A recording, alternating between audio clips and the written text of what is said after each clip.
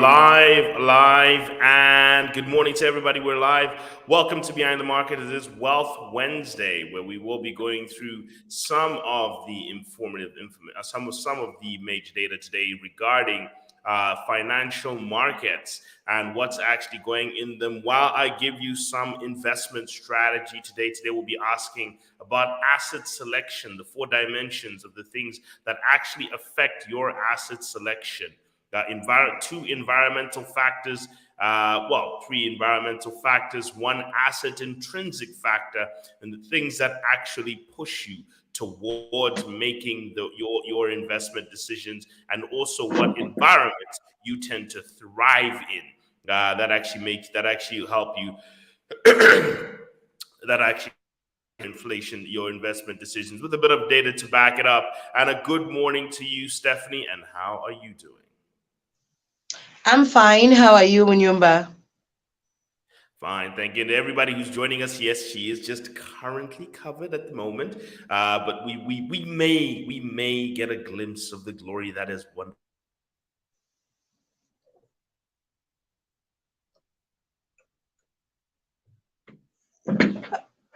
So obviously you've gone mute.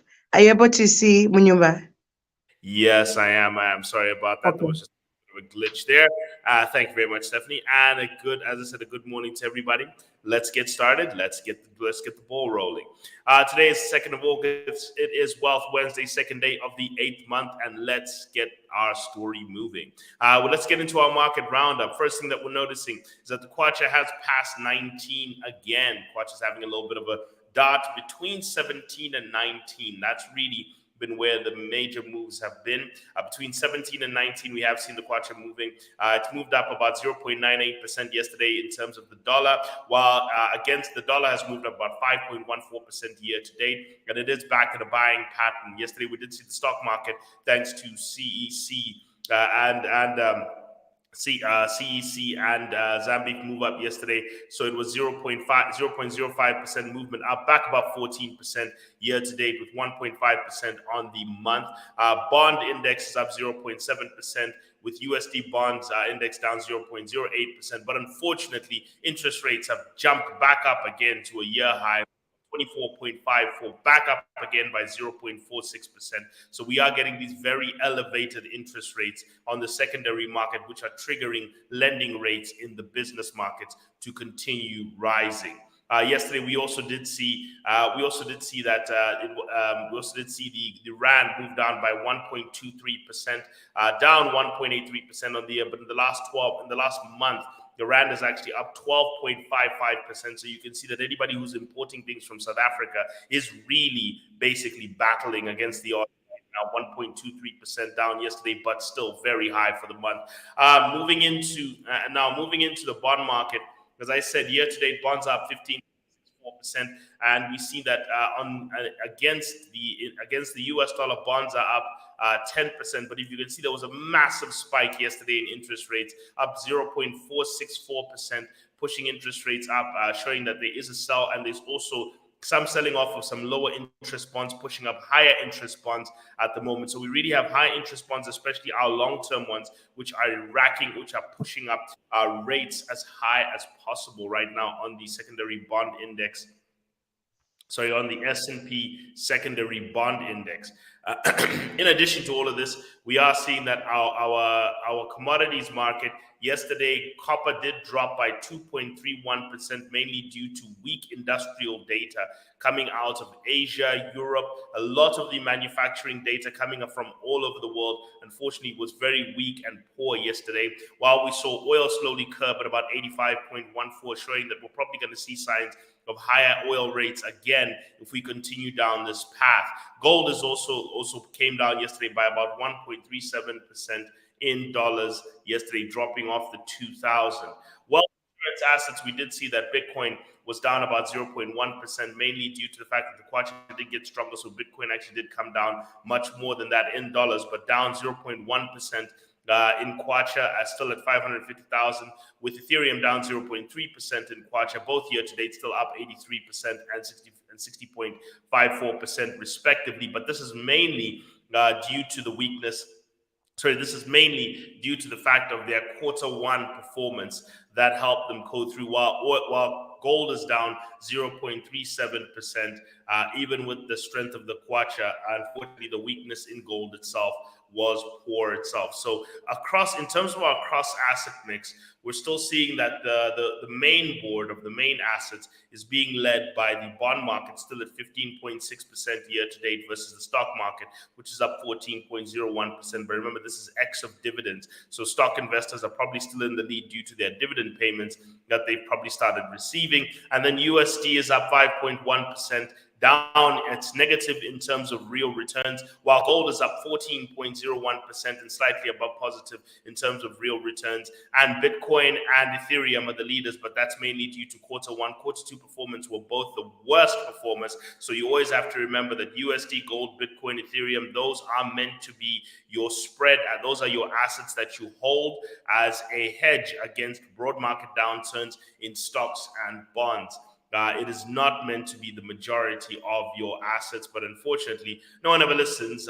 So when they get burnt, and there's nothing I can do about it. But for now, this is your cross-asset mix. Now, in terms of your four horsemen, we're looking at, we're seeing that inflation data was a little bit weak yesterday in terms of inflation headwinds blowing into Zambia. We did see that South African manufacturing PMIs came in weaker, meaning that manufactured goods from South Africa might start coming in a little bit more expensive because of slowdowns in manufacturing. While we're also seeing that USD oil, the oil inventories dropped by 15 million barrels. That's one of the biggest drops that you've ever seen in terms of the weekly barrel drop. 15 million barrels means you can expect a bit of pricing pressure upwards on oil. However, Korean CPIs came in a bit softer, showing that electronics coming out of there may become a little bit cheaper. Now, in terms of income, we've got some tailwinds blowing beneath it. German unemployment dropped by 0.1%. Italian unemployment dropped by 0.1%. European unemployment stayed flat, so that was good. While Red Book sales in America went from negative back to positive, and job openings unfortunately dropped slightly, but not more than expected. So we are getting still a tight labor market in America. And in terms of interest rates, we did see 2-year gilts drop by about 0.4% in the UK, showing that there's a little bit of buying in terms of UK interest rates. And industrial data shows headwinds all over the place because manufacturing and factories are all struggling across the place. European manufacturing is weak in Spain, Italy, Germany, and Eurozone altogether, all showing weak and weakening manufacturing data, while US global PMI readings also coming down, though it's also weak but not weakening. And construction spending in America did slow down from 1.1% to 0.5%. And those are our main numbers from the market, showing that we're still on the same track. Kwacha getting weaker, bonds we're starting to see interest rates continuously pushing higher, while the bond index USD is still getting weaker. Stock market is still up about 14%, while we're seeing a global headwinds of inflation seeming sticky, or inflation headwinds that might seem sticky for Zambia, but we're seeing some glimpses of tight labor markets, but weak industrial sectors. So that is what we have to look at with the world and what Zambia is contending with. Tight labor markets, meaning people are willing to spend, but the industrial sector is getting knocked out the barrel, mainly due to a weak China. China's recovery being weaker than expected due to problems in its property sector and slowdowns in its manufacturing sector have really caused chaos. Remember that a lot of Chinese industrial sector is just leading to supplies to its manufacturing sector and also to American electronics. But with America putting a bit of the screw on China, while at the same time you are getting a weak Chinese property sector, it appears the Chinese manufacturing sector seems to be struggling. This is partially the legacy of a President Trump, whose policy on tightness in China, which became a lot more popular after the pandemic, has actually managed to create a little bit of a geopolitical rift happening around the world. So that was our main news going in. Now let's touch into our daily deep dives. First news that we've seen, Pamozi Hotel PLC has announced that Tata International Singapore Pte Ltd is in discussion with Indian Hotels Company Limited, a public listed company in India, for the exploring option to buy its stake in Pamozi. So you may find a new majority shareholder in Pamozi. Currently, no binding deal has been signed. Sorry, Stefan, I don't know if you want to say something. No binding deal has been signed for the sale of Pamodzi. It is just that it is currently in discussions and something that everybody is looking into. So pay attention to that for those of you who are into the hospitality share itself, which has been an improving stock and has shown itself to actually have a good run so far. Other news yesterday is we did see a new CEO coming in for Real Estate Investment Zambia, as we're having conversations right now between Real Estate Investment and LM&C Holdings and their various affiliates to acquire Lewanika Mall. We did talk last time about the acquisition of Lewanika Mall, Lewanika Shopping Center, Jacaranda, and Acacia Park to now join the real estate investment portfolio, potentially quadrupling its revenue base, and seeing what impact that will be. That's a discussion that's currently happening at the moment due to shareholder votes and also regulatory approval. But we're currently seeing that they've also appointed a new CEO, Kambao Banda, who will now be the CEO effective as of yesterday. He has got 13 years experience in real estate. He's a banker who has worked in various management positions, and I think they had him at FNB recently in business and commercial banking.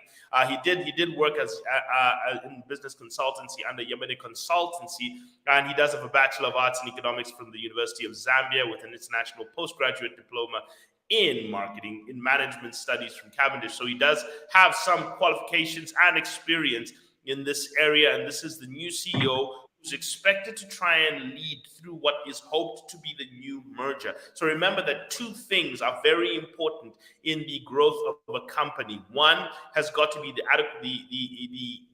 the leadership of that company. Often deals with whether the team is going to execute very well, and also the opportunities and markets that company is going into. So a consolidation might be on the hands with new leadership and fresh blood to see what growth opportunities we probably might see for Real Estate Investment Zambia going forward, and what will happen with their brownfield projects also going forward. So that's the new CEO of Real Estate Investment Zambia. That's the market news. Other news that we've seen around Africa: a new central bank bond trading platform went live on Monday in Kenya, granting retail traders in Kenya and abroad unprecedented access via mobile phones. So there's now a mobile trading platform for people to now buy into government bonds. Now, this has actually opened up the sector, which was previously meant for people with deep pockets. And the Central Bank of Kenya Securities Depository has started onboarding new clients as of Monday. I think we also have a CSD online onboarding process, while we also have a lot of people who can trade directly on the CSD. So we already have this access point where anybody with as low as 1,000 kwacha can go into bond auctions, even here in Zambia, and you can go to your bank and start buying government bonds depending on your bank's allowance of whether you can do it, but you can go directly to an auction with as low as 1,000 kwacha. Actually, with a little bit lower than that, mainly the 1,000 kwacha worth of bonds. Now, government securities also have in Kenya have also been giving double-digit returns, while even other asset classes like equities have been in the negative at this point. So this is giving Kenyans access to their bond market. And this is why I've always been stressing that it's very important for the people of a country to have the best access they can to their own government bond market. Going ahead now into the other news that Asian factory activity has shrank in July, showing signs of a slowing economy, a global economy. Weakness in China's global growth weaknesses in China's China's economy were taking a toll on the region's frail recovery.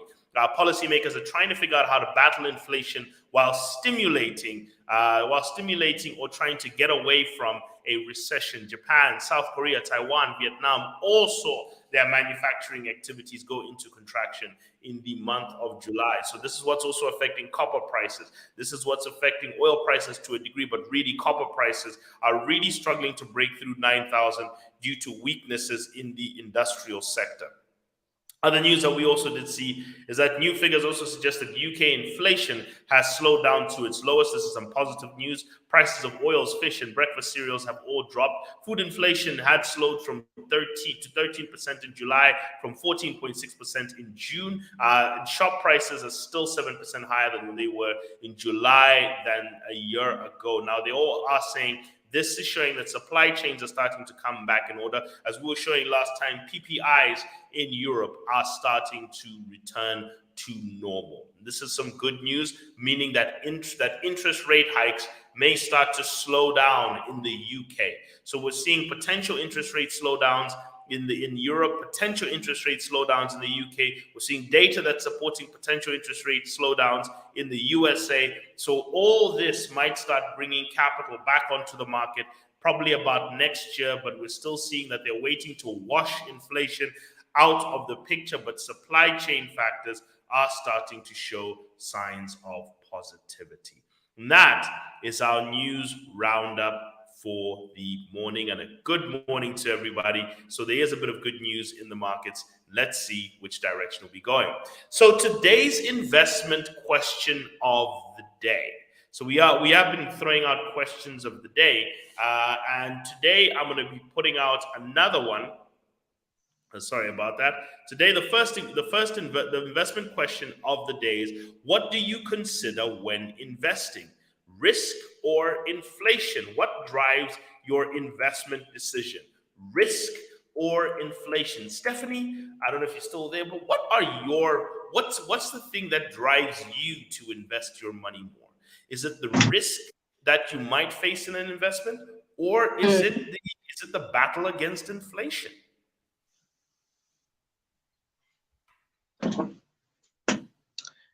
Definitely. Well, we should also open up the phone lines on 077-1616-290. Remember, we are giving away some good talk time with a 50 kwacha. So if you get to comment, obviously, on any of what we are talking about, you could be able to walk away with MTN with of 50 kwacha. And you do it on 077-1616-290. Yeah. So let's get your thoughts to anybody who's there. There is, as Stephanie has pointed out, giveaways here. What do you consider when investing? Is it risk or inflation? Send a text, comment. Let's hear what you people have to say. What drives your investment decisions? Is it minimizing risk, or is it beating inflation? What is the key thing that drives you to say, I'm going to make that investment, or I'm going to put my money in that asset? So that's just something I wanted to talk about. So I wanted to share a video by a lady named Kim Liu. Kim Liu is the Chief Investment Officer of the Columbia Endowment Fund, Columbia University Endowment Funds. Now, in America, what they've done is a lot of the major universities have been given what they call endowment funds by rich alumni. It's something that I think we should also consider, that if you don't, you should be able to donate all your financial wealth, or part of your financial, not all, but part of your financial wealth to your university, so that a university can operate off a trust fund rather than off tuition only, and then they can utilize their tuition to expand their university, improve their services without having to increase their costs. So Kim Liu is actually the head of the Columbia Endowment Fund, and Columbia's endowment fund is in the billions of dollars. Like, that's not a joke. University endowment funds are huge in America. So she was talking about how investors handle inflation. This was an important conversation. So here's a clip of how she talks about the different methods and the different inflations that investors utilize, and how diversification helps with inflation management. Now people think inflation's coming back. How are you going to deal? Inflation's been very low for 25 years. Now people think inflation's coming back. How are you going to deal with that? Yeah. I think many of the tools that we've historically used to battle inflation no longer work in the same ways they used to. I think people oftentimes thought of housing as a way, or especially retail and real estate as a way to hedge against inflation. Less and less possible the way we've invested in it. I think commodities similarly have been thought of as a way to hedge against inflation. There are challenges over the long term. Equities have been a hedge against inflation. We will continue to do what we have done in the past, which is build a diversified portfolio where there are many different opportunities that have the possibility of hedging against inflation, because different types of inflation have to be hedged in different ways. So if it's a very quick increase of inflation as opposed to a slow rise of inflation, is it temporary? Is it a long and a persistent type of inflation? So for us, I never model myself an economist that can predict where inflation is going. And so what I need to do is build a diversified portfolio where there are different options that can fight the different types of inflation, and to pay close attention to it. And fundamentally, it's done through the equity markets. So that's something that she actually has explained it out, that there are different types of inflation. There's very quick inflation, like what we experienced in 2020, where inflation just jumped from nowhere, like really fast. So you also try and look at what kind of assets can be nimble against inflation. And then secondly, there's very slow and gradual inflation that kind of bakes into the supply chains and bakes into the system slowly. So what are the things you kind of use for that kind of gradual inflation? However, she said in the long term, one of the strongest hedges against inflation has always been the equities market, and simply because companies have the ability to adjust their prices, especially if they're strong market competitors. So whether it's Zambi, for example, whether it's a real estate investment, whether it's an Airtel, these companies can push their prices up. Whether it's Zanaco, whatever it is, all these listed companies can push their prices up and adjust their business models to inflation, to beat inflation, or they can grow their business fast enough to adjust against inflation. And in fact, if you go back to a conversation we had about National Breweries, and what we were having the problem with the Chibuku market was that National Breweries sells its product to an inflation-sensitive audience. And that's one of the reasons why they've been struggling to actually grow their revenue, and also with eroding gains, while their losses are becoming even bigger and bigger, because the cost of production that they're facing is widening while their audience has had them stunted. They have no pricing power to raise their prices up. So in a time of inflation, like I've said, in Zambia, inflation is sticky between 9 and 11%. And one of the key issues that is actually creating a problem here is that we'd like to see you need stocks. If you're going to invest in the equities market, you need companies that, one, have got good cash flow, that are limited in terms of their gearing, how much they've borrowed, and also have got pricing power in their that have got pricing power in their industry. So if they raise their prices, they're not going to see a huge exodus of customers. So you're kind of looking for those who are the top leaders, the brand controllers, the people who have got a customer base that are open there. So in the long term, this is why you want a diversified portfolio, because you don't know, in as much as inflation will come, you don't know which kind of inflation you're going to deal with. So you're going to have to take on a little bit of risk here and there. Primarily, yes, you want to make sure you are not taking silly risk. I do think that people need to take risk, but you don't want to take unwarranted and risk that is not compensated in there. So you want risk that is well compensated, it's not unwarranted, and you're not blinding yourself to obvious failures in the system. If somebody is promising you 100% return on investment every single month, walk away. That is most likely not going to work out for you, okay? Because there's no business that is going to offer you 100% return on investment a month, okay? That is a pipe dream meant to lure people out of their dreams of exiting poverty next week, or trying to make sure that you can ball for people next week. That is what that is, okay? So first thing, yes, you must avoid silly risk. I've given you the 4 C's, okay? Character, consistency, credentials, and credibility. Go through those things to make sure. Now, once you've passed it through there, the biggest risk Zambians face after that is not market risk. It's actually inflation. Inflation has been one of the most persistent things that Zambians have to build. So firstly, yes, you need to remove silly risk. Okay, so I'm going to say this again. You need to remove silly risk first. Then you need to combat inflation with a well-diversified portfolio. Now, be very careful, because this goes slightly against something I've told you. Be very careful against diversifying from the onset. Okay? Get good at one asset first, then slowly and organically diversify. Okay? If you are good with property, perhaps then buy a stock that has got equity. Then get your bonds, give you the simulation of equity because you're used to a regularized income flowing through. That's what you're looking for. If you're looking for, then maybe consider dividend paying stocks. Consistently dividend paying stocks that have got a steady growth rate. That's what you're looking for. So organically and steadily diversify.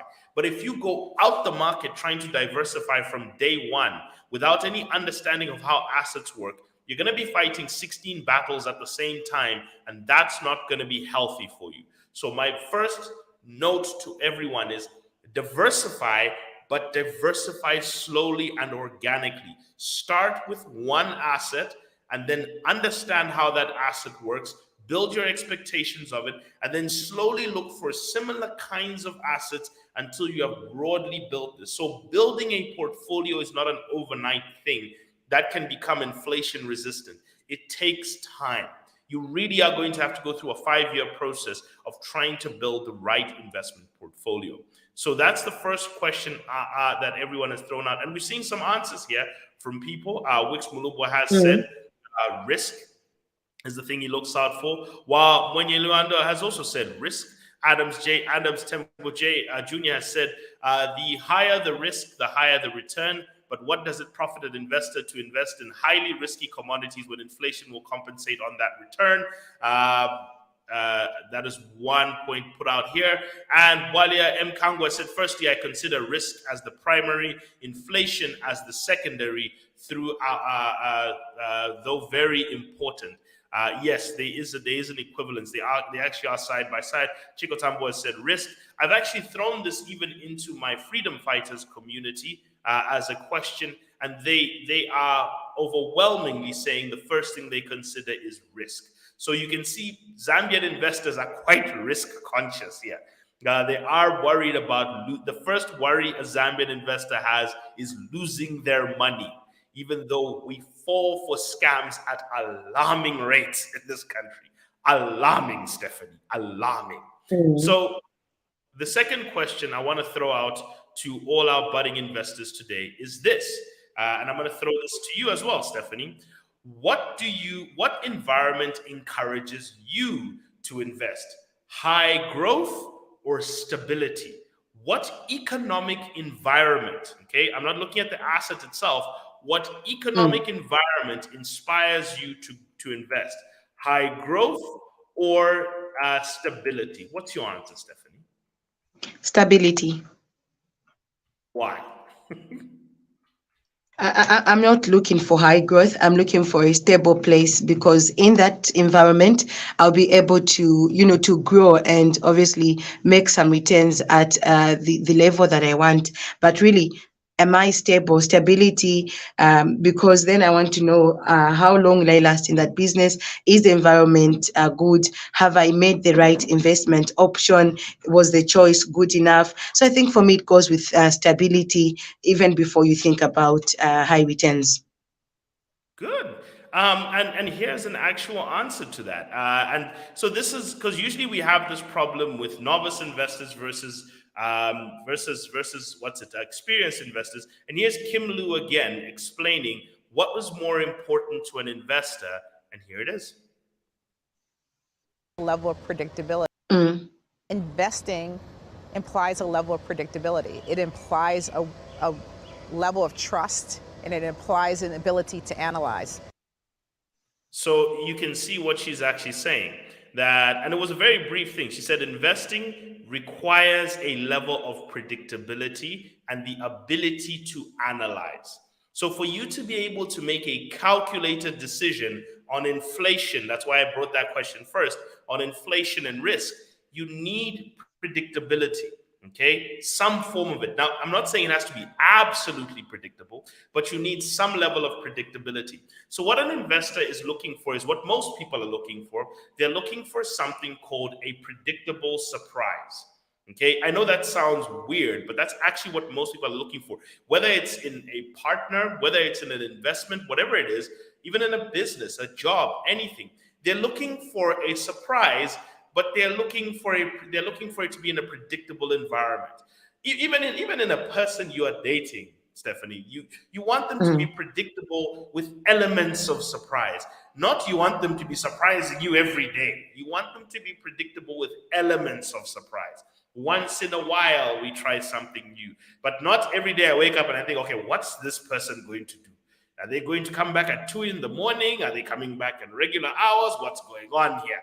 Okay, you want to be able to predict something. And the same too with investments, businesses, work, any economic venture. We want general predictability with the element of a possible surprise and possibly a positive surprise coming in. So we don't want it to be too unpredictable altogether. So we do want a strong level of predictability, and even in the environment we're in. So here's the reality. Why in the last debt restructuring did we get so much investment coming in that stimulated so much growth in this country?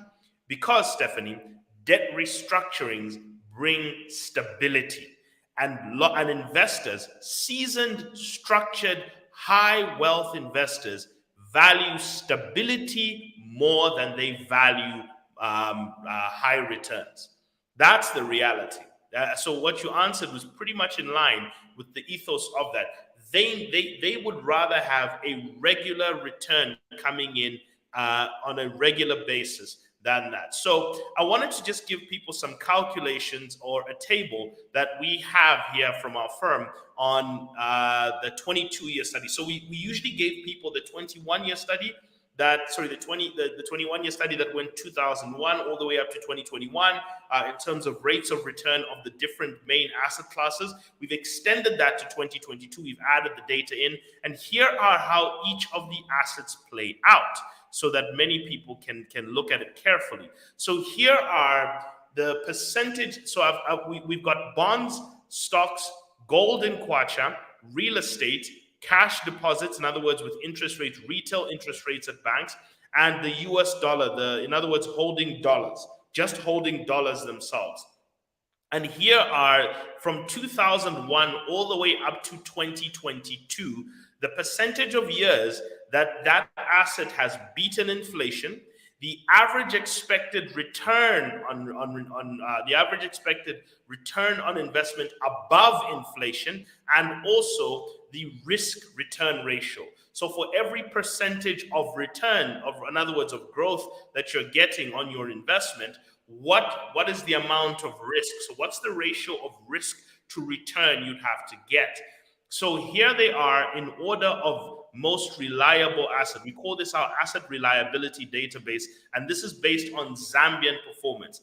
95% of the years that bonds have been around in Zambia since 2001, we have seen the bond market, especially the lower interest part of it, beat inflation 95% of the years, Stephanie. That's how well our bond market performed. 95% of the years, bonds have beaten inflation. Okay? So this is why I keep saying, if you're looking to try and beat inflation with reliability and consistency, that's why I always say a bond is your gateway asset. It is the asset that if you build the base on it, it gives you that stable footing that you can now start to break out into the other asset classes. But the Zambian government bond has beaten Zambian inflation 95% of the time. And it has beaten it with an average rate of return of 9%.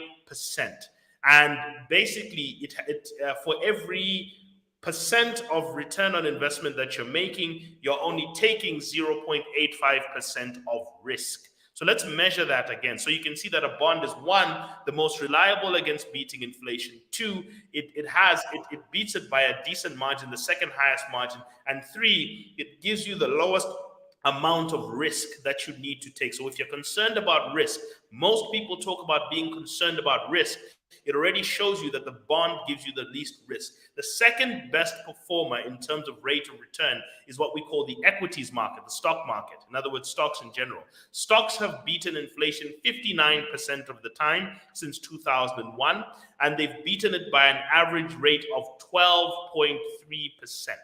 Okay, 12.03%. So the stock market in the long run does beat the bond market by about 2.1%. But look at the amount of risk. For every 1% of return on investment you're taking, in other words, risk means the variability of return. So sometimes it can come in lower, sometimes higher. The unpredictability. Okay, risk is the unpredictability. So you're coming in with variability of return 2 times more. So for every 1% of return you're hoping to get above inflation, you are taking 2% of risk when you're dealing with the stock market. So you can see that the stock market comes in 2.5 times more risky, almost 2.5 to almost 3 times more risky than the bond market. If you're looking at gold and just holding gold in general, gold has beaten inflation 71% of the years with an average rate of return of 8.49%, almost the same.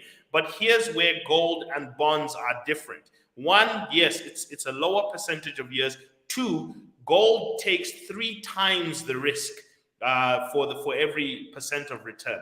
Okay, so for every percent of growth or return on investment you're looking at, you have to take 3 times that as risk for you to hold gold.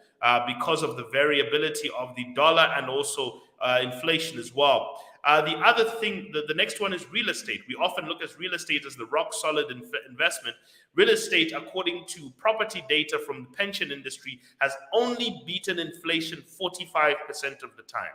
Okay, with an average expected return of 0.02%. Meaning that real estate only beats inflation 0.02%. So in other words, it stores money very well. Real estate is a way to store money, not to grow money. That's a difference. So it's a very good store of wealth, but it's not a good growth asset. And because of the variability of inflation and how persistent inflation is in Zambia, 3.2 times more risk is taken trying to grow your portfolio utilizing real estate. So you have to be careful about having a fully real estate heavy portfolio. That doesn't mean it shouldn't be there. I'm just saying you have to be careful about being too real estate heavy. Cash. Everybody thinks cash is king. Deposit money, and that's the way to keep your wealth. Horrible investment. 40% of the time only does cash beat inflation. It actually has got an average negative return. You're actually losing money keeping it in the bank. And it is the most risky asset because of how much it gets walloped by inflation constantly. And US dollars, which people have got so much confidence in, US dollars only beat inflation 36% of the time. And I know everybody wants to argue with that. Numbers are numbers, people. This is data, statistics, actual numbers, factual stuff. US dollars have only beaten inflation 36% of the time. They lose against inflation an average of 3.2%.